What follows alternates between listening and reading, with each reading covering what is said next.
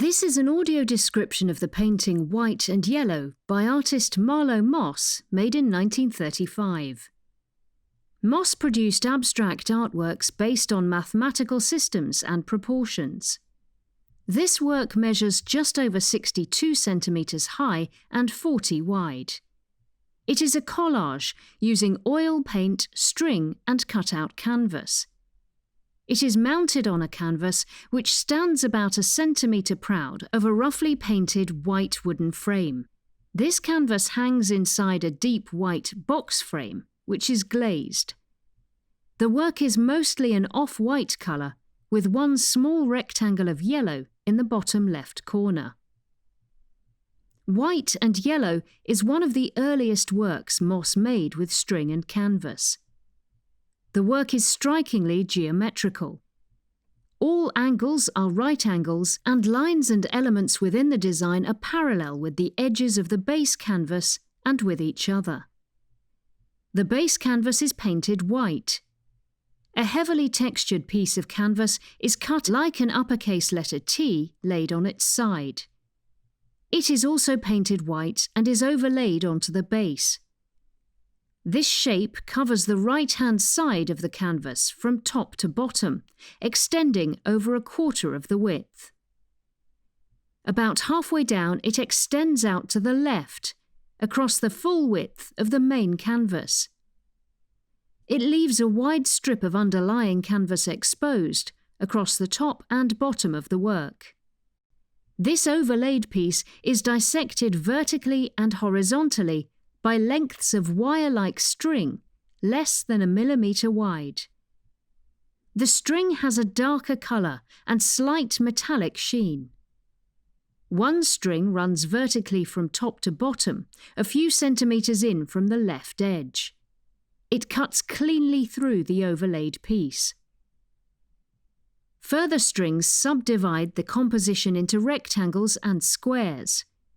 A few centimetres to the right, a second string runs in parallel, also slicing through the overlay. But before it reaches the bottom of the composition, it changes direction, turning horizontally to the right. It cuts through the overlay. A third length of string runs horizontally across the top, a few centimetres below the edge of the main canvas.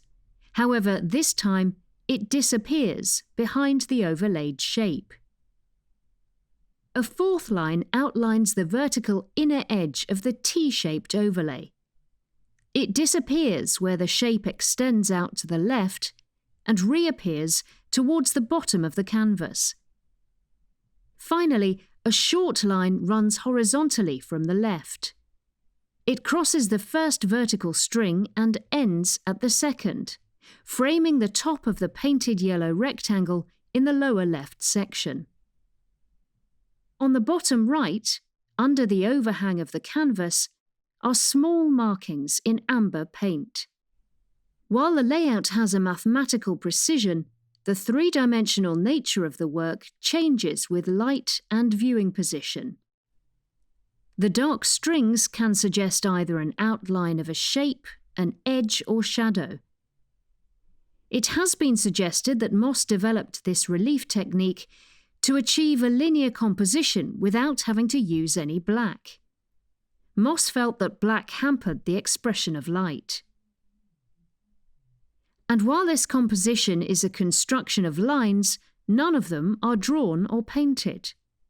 All are created by an interplay between cut and layered surfaces, textures, raised strings and cast shadows.